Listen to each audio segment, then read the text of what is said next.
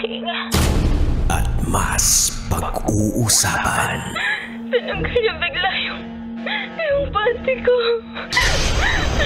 Mga sikretong dito mo lang mapapakinggan. Top Secrets. Top Secrets. Top Secrets. Top Secrets.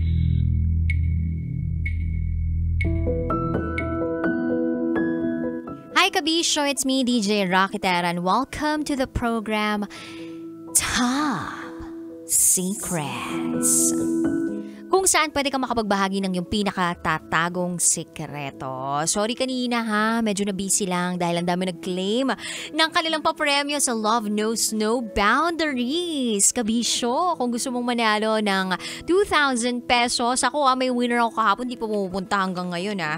Si Jose Douglas Canieso, nagmamaneho ng taxi. Tapos kanina dumating dito yung winner na sina Gilbert Mendoza at si Jimmy Yambao Agustin. Congratulations, nanalo sila ng 2,000 petot. Kaya sa mga winners namin na hindi pa pumupunta dito para maklaim yung prize nila, katulad na lang ni Jose Douglas Canieso, John Patrick Harikal, punta na kayo dito sa Love Radio para maklaim ang inyong kaperahan, kasi kung hindi, bubulsa na namin yan. Di kami nagjo-joke ha, amin na yun. Anyway, meron na po tayong caller on the line na mag-share ng kanyang top secret. So, welcome na natin siya. Hello, magandang gabi sa'yo. Magandang gabi po. Magandang gabi sa'yo. Pwedeng malaman kung anong pwede namin itawag sa'yo? Pwede niya naman po akong tawaging Chris. Chris! Oy, Chris. 39 years old po ng Binangonan, Rizal. Ilang taon? 39 years old po ng Binangonan, Rizal. Oy, Chris, 39 from Binangonan, Rizal. Di na ako magpapaligoy-ligoy pa ha, kasi gusto na naming malaman yung top secret mo. So, Chris, ano ang top secret mo? By the way, may top secret din po ako. Then, hihingi rin po sana ako ng advice kung paano ko gagawin yung mga bagay na gusto ko pong itama. Naku, alam mo ba na yung advice? Merong additional fee yun dito. Charot lang with darot. O sige, bring it on na. Chris, ano ang top secret mo? Top secret ko po, OFW po ako sa Taiwan ng almost 11 years. Siyempre po, kabataan, around mga nasa 20s. Hindi naman po natin ginusto, pero may mga dumadating po ng mga babae. Hindi ko naman po halos nilalahat, pero iba po talaga pag nasa abroad ka na. Anong nangyayari kapag nasa abroad ka na? Kumakate ba, ganon? Hindi naman po kumakate kasi po talagang maraming nagpapakamot eh. Marami talagang gustong kumamot. Opo. O nagpapakamot? Yung nagpapakamot po. So kinakamot mo naman? Minsan po ikaw na lang aayaw eh. Okay. Sige, continue. Ano po, kumbaga para pong habang sumasahod ka po sa Taiwan ng maayos, yung parang nalilibang ka na rin po sa mga nakapaligid sa'yo kasi halos nakapaligid sa'yo, puro company ng mga babae or ano, ganyan. May mga babae po talaga na, sorry to say, may mga ganun po talaga if ever nasa abroad kayo. Hindi naman po talaga maiiwasan yung mga ganung bagay, lalo't hindi ko naman po sinasabing may itsura. May konti pong ganun, something siguro. Kaya mabilis po ako ma-attach sa mga babae sa Taiwan, gano'n. Nung nag-Taiwan ka ba, may asawa ka, girlfriend, partner? Wala po. So single ka nung nagpunta ka ng Taiwan? Opo. So legal na legal ka na makipaglandian o kumausap ng mga kung sino-sinong babae? Opo. Parang ano na din po kasi yun eh. Sorry to say po uli. 'pag po kasi nasa Taiwan at or nasa ibang bansa po talaga, ang mga Pilipino o Pilipina is nagiging single po talaga sila. Kahit pamilyado po sa Pilipinas, lumalabas 'pag nasa ibang bansa, nagiging single na po. Kaya nagagawa po nila lahat ng mga bagay na hindi na dapat nilang nagagawa. Kumbaga po, pumirma ka po sa agency, pero kasamahan na rin po yung pagpirma nyo na pwede maghiwalay ang pamilya nyo or magloko yung asawa mo po.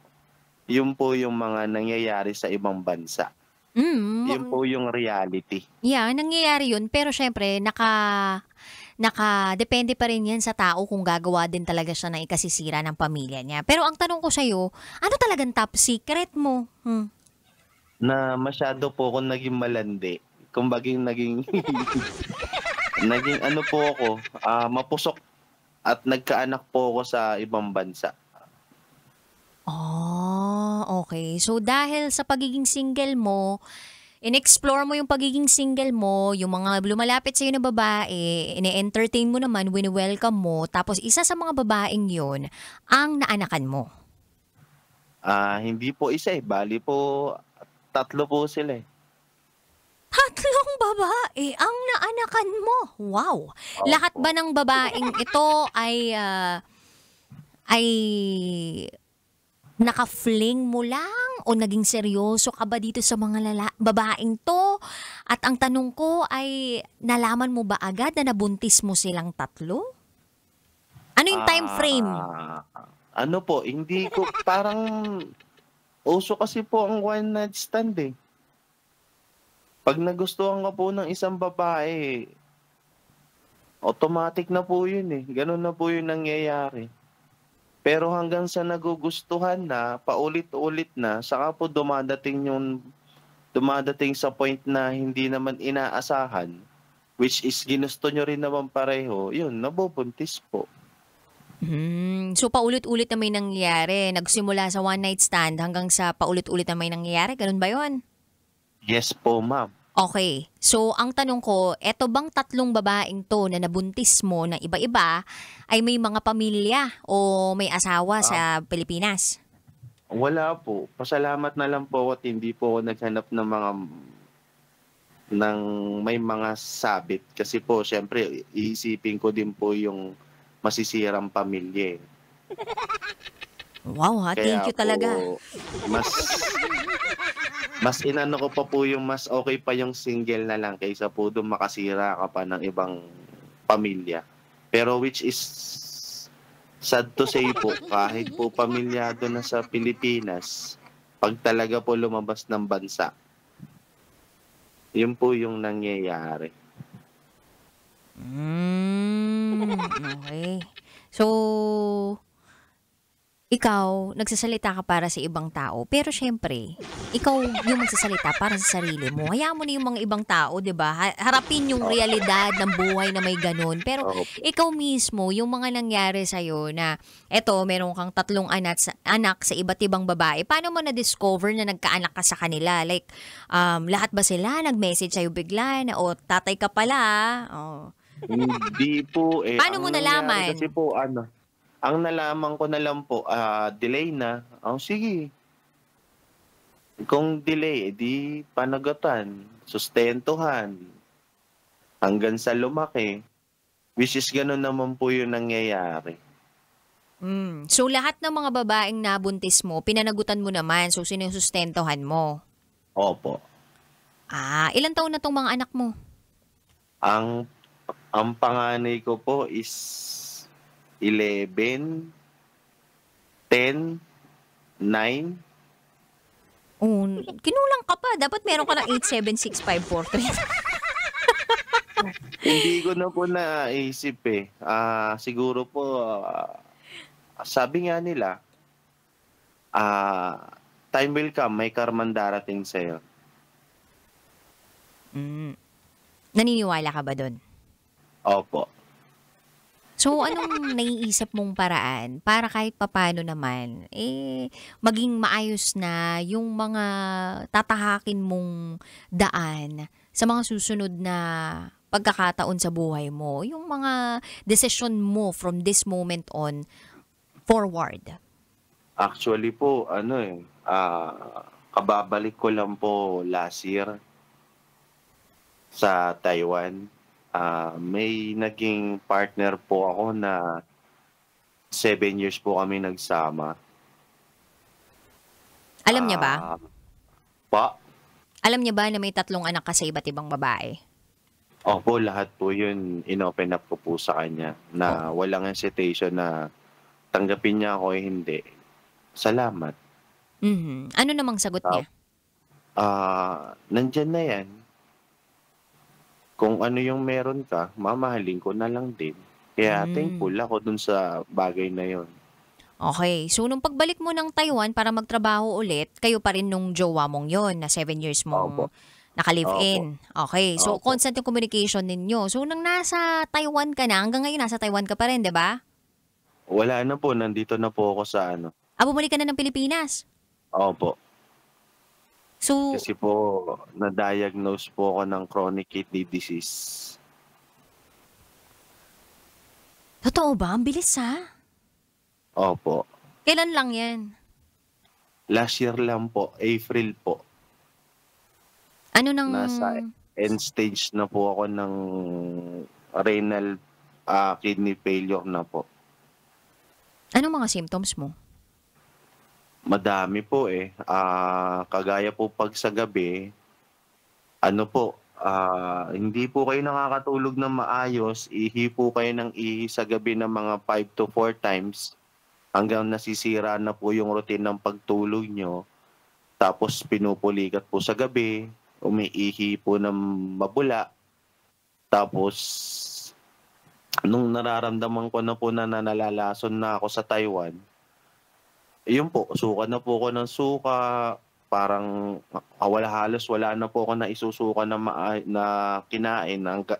Yung kulay berde na po yung naisusuka ko. Kasi yun pala na po yung sign na nalalason na po ng toxic yung katawan ko.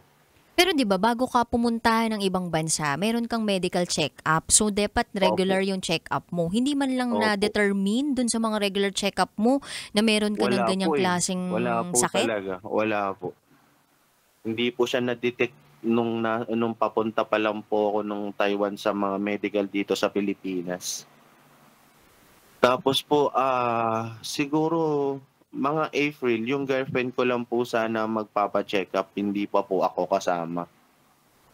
Sinamahan ko lang po siya para magpa-check up. Sabi naman niya, nandito na tayo, magpa-check up na tayo pareho.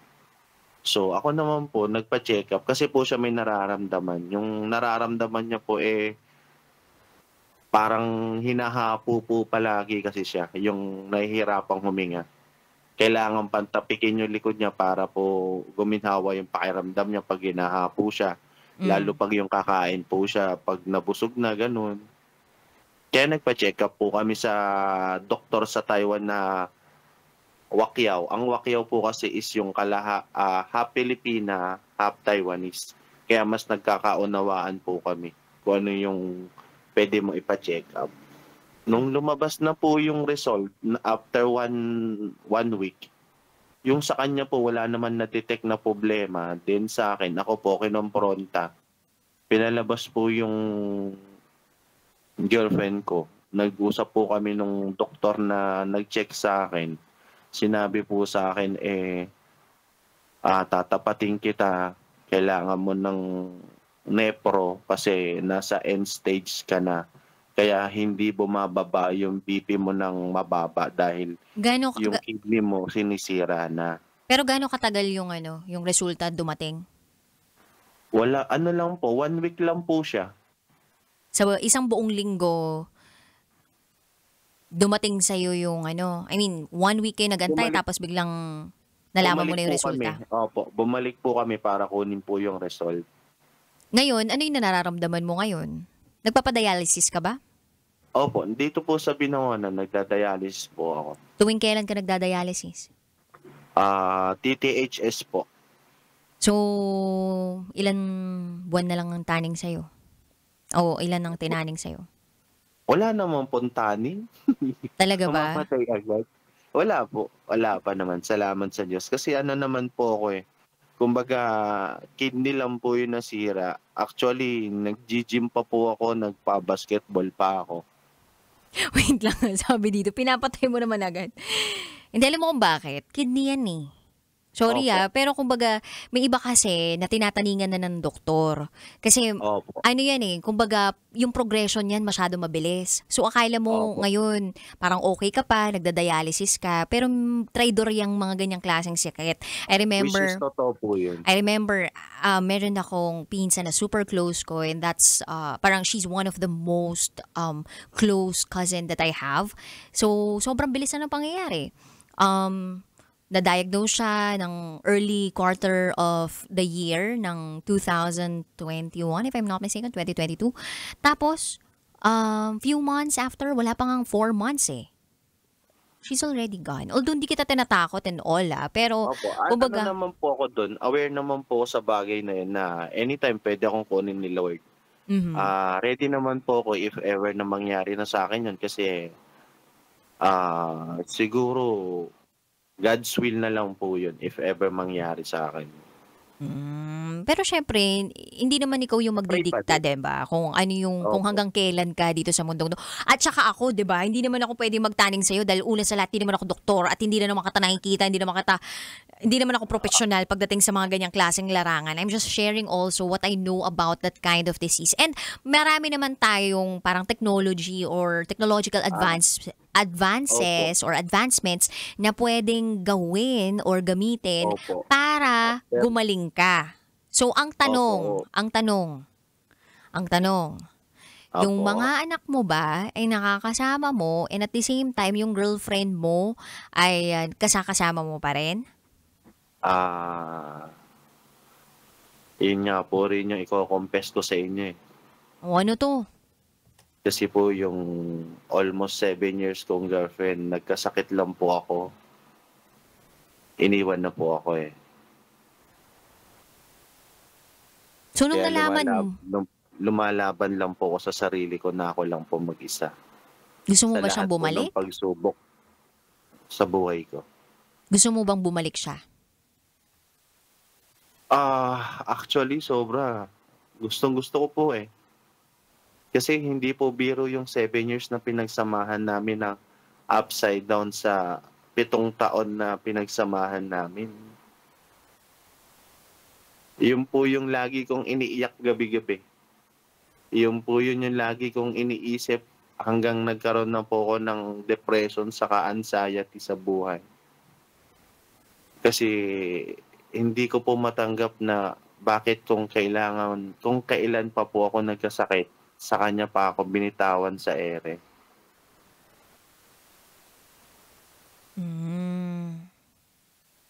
Anong tawagan nyo? Mahal.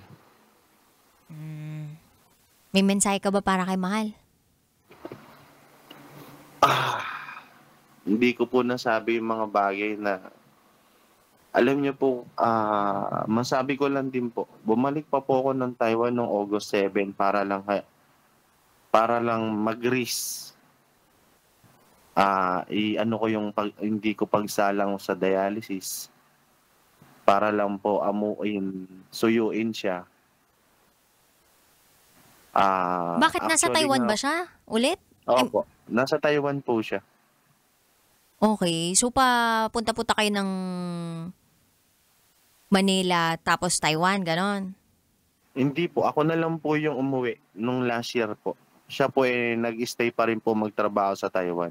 Akala ko ba Actually, nagpa-check up kayo? Wala po kaming anak, kumbaga dalaga po siya. So, akala ko ba nagpa-check up kayo?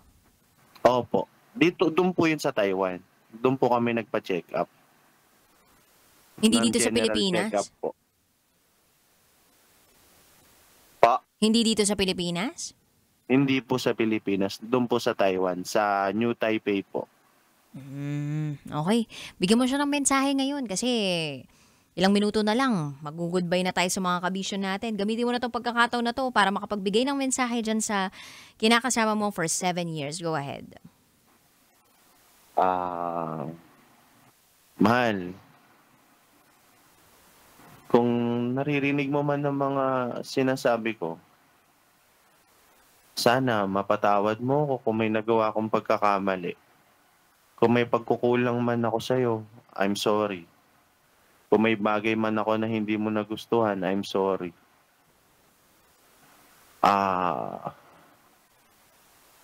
Pero yung mga bagay na nangyayari sa atin, siguro,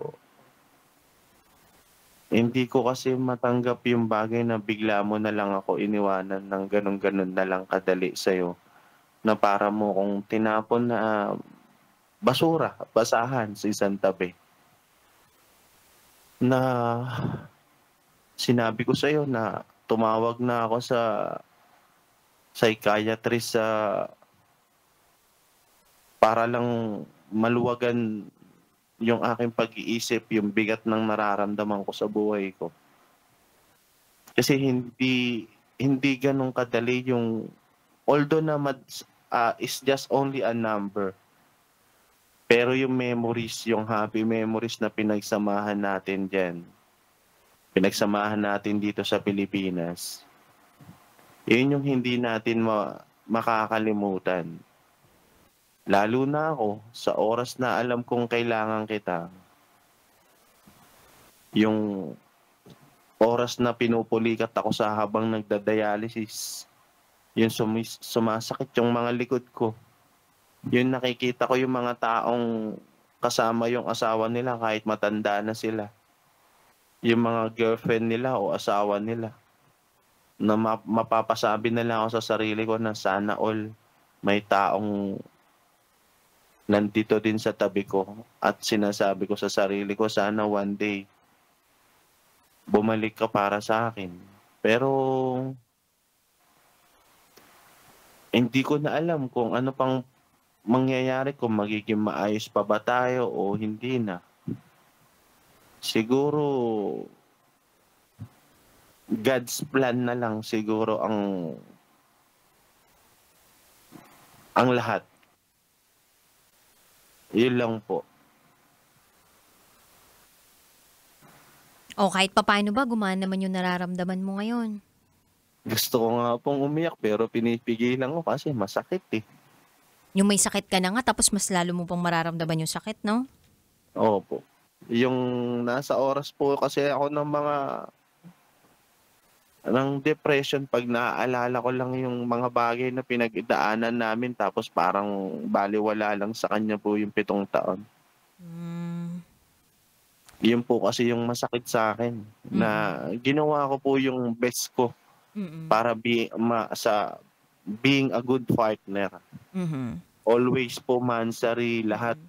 At saka basta Lahat. alam mong nagawa mo yung best mo, wala kang dapat pagsisihan sa sarili mo dahil alam mo namang binigay mo yung nararapat para dun sa partner mo ng 7 years, 'di ba? Hindi ka katulad ng mga pinaggagawa mo nung binata ka, single ka, pero sa kanya inalay mo ng buong buo.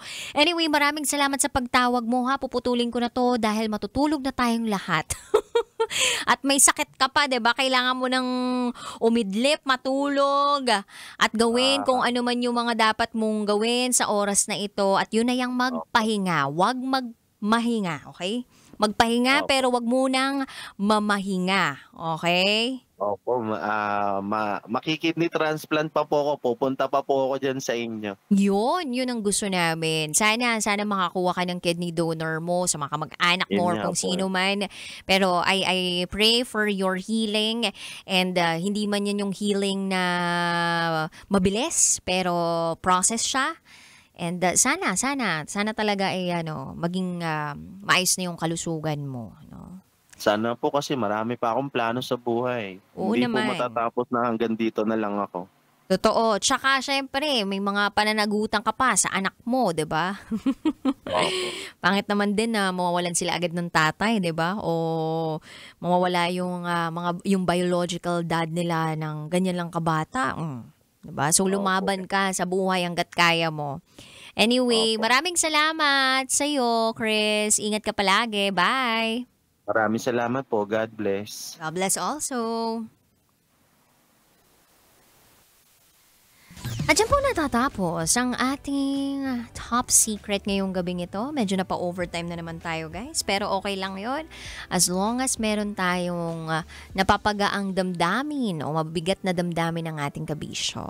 Bukas ulit magsama-sama tayo alas 9 ng gabi. Or mamaya na pala kasi anong oras na. Mamaya ulit magsama-sama tayo alas 9 ng gabi hanggang hating gabi. Kapiling ang inyong Basa Princess DJ Raqueter. At kayo nakatutok dito sa 90.7 Love Radio. Kailangan pa bang i-memorize yan? Basic. Bye-bye, people of the universe. Kailangan pa bang i-memorize yan? Love Radio. Basic!